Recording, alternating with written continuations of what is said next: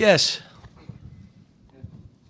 Yeah, Kentucky started the game 11 of 13 from the field, and then in the second half shot 61% from the field. I guess just defensively, just what needed to be better, or was it just kind of Kentucky getting good looks?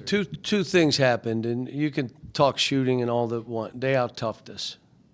The thing we talked about rebounding, they out-rebounded us by 9, 10 rebounds. And we said you're not winning the game unless you do that. And then throw on top of it, we didn't make free throws again. I mean, we shot air ball from the what? I mean, so when you get in this kind of game and you get rattled a little bit, that's the kind of stuff that happens. And then the stuff in the end, it's a tie game. We get a tensional or a technical foul, and all of a sudden they get 4 in the ball, and then they tip out a ball. I mean, wait a minute. It was a tie game. And it was a tie game from where we were up 4, ready to go. And so we just got a lot of stuff to learn, but give them credit. This was Kentucky coming in more desperate than us and played way rougher than we played and came up with balls that we just didn't come up with, including our guards. I mean, when you talk about all our guard stuff, our guards got like 1 rebound. Can't be that way. John, what do you think? You mentioned the technical already, but the emotions of this game, the technicals. I mean, do you think maybe your team let the emotion get to them a little too much there tonight?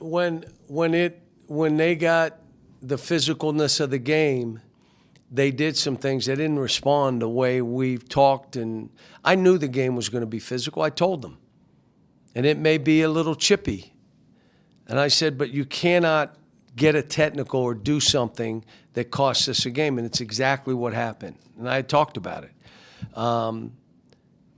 But, it's a great lesson. These games, you're going through a season, there's stuff that happens. We shoot 49%, almost 50%, but we're 3 for 14 and 60% from the line. Well, then you're not going to win. I mean, you're not. And I met with Carter after because I told him we're not winning without you playing. But Billy is playing with so much emotion and passion, he deserves to be on the floor, which may mean I got to play both of them because Carter is a terrific player, but when you're getting beat the balls and Billy goes in and rebounds and does stuff and all that, I'm not going to cheat Billy. But, we need him to win. We won one of our better games, but you got to give them credit. They made us play a certain way. We didn't have a whole lot of turnovers. But you got to make some shots. That's the crazy thing about this game. And we had been doing that. We didn't do it tonight. Aside from that technical and them getting those 5 points, what else kind of prevented you guys from maybe landing a knockout punch when you went up 4 and had the building rocked? I watched the tape, but my guess is there was a rebound, there was a foul, there was some things and all of a sudden it's a tie game. But I'll have to watch the tape because when we got up 4, I was feeling real good. Then all of a sudden it's foul, foul, foul, foul, whether we were grabbing or whatever we were doing. But Pringle had kind of a rough showing tonight. Had no points, no rebounds. What was Kentucky doing to slow him down, and what more does he need to do for you? Well, there's one of his better games, but I love the kid. I've enjoyed coaching him, but he's got to give us more. He's got to give us more, and it's mainly defending and rebounding and flying up and down the court. We throw him lobs and all that stuff. Trying to get Malik Ewan to get going, which stole some of his minutes, and Malik started playing pretty well and rebounded, so we left him in. I mean, some of it's like the way the game plays out. But I haven't lost any faith in Nick, and like I said, I really have enjoyed coaching him. Yeah, this is the 3rd game that you said a team has played more desperate than you guys. Do you think one like this is, your team now understands it, now can get over that? Or We'll see. Free throw shooting and three-point shooting, struggling a little bit again with that. How do you go about fixing that? You got to make shots. And again, Why didn't we shoot more? We could have, but we were getting to the basket and doing stuff. The issue became we weren't making free throws. There are some games we'll shoot 25 threes, and there'll be other games, hopefully it'd be more than 14. But, you know, when you talk about the number of shots that we took, you know, like to get more, like to play faster. Someone said, what about the transition? If you don't rebound and they're making 60% of their shots and threes, and then the ones they miss rebound, hard to run. They're all made goals. So give them credit, though. Cal, Darius obviously got into a rhythm in the second half. What did you see from Kentucky's defense on him in the early going, specifically Oweh, to kind of limit him? I thought the kid missed a lot of open shots, which is unusual for him, and then he missed free throws. What? So I don't know if, you know, this has been much. Like, he has had such a fabulous season. Maybe it's piling up. I don't think so, because he's not that kind of kid. But, like, there were plays that he missed that I'm like, how'd he miss that? Then the free throws. I mean, I don't think they have a defense for free throws, but he missed those. And I'm like, what? I think one of them was a front end 101, I believe.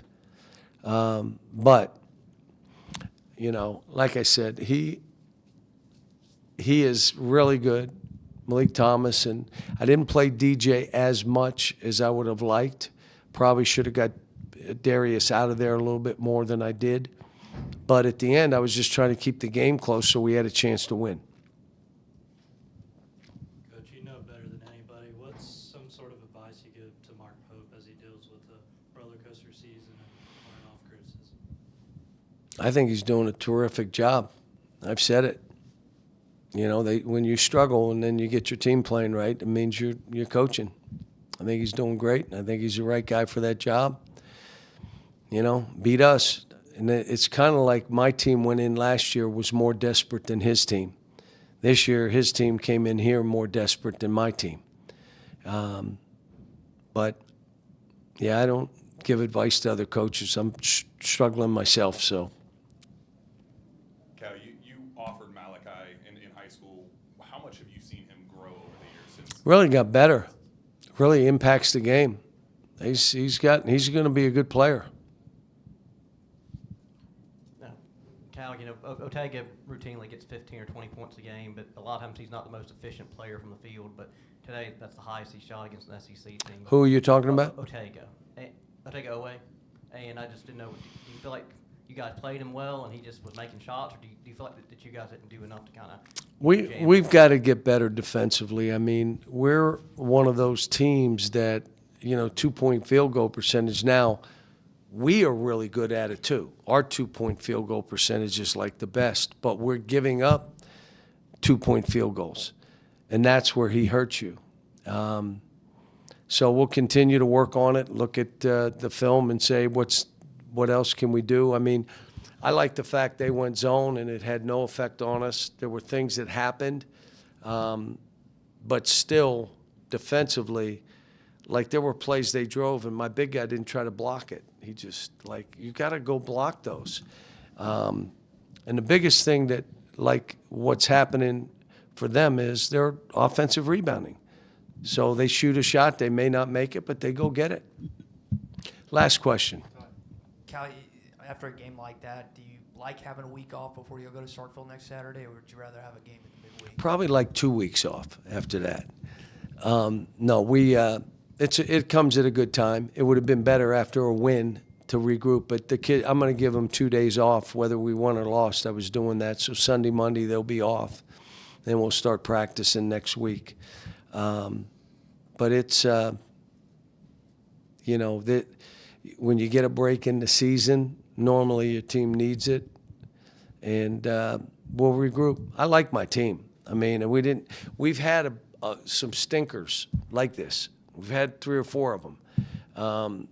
But then there's other times you look at us and you're like, we can beat anybody. So we just got to get back in that. And then there's some things defensively we got to, you know, figure out. So appreciate it. Thanks, folks.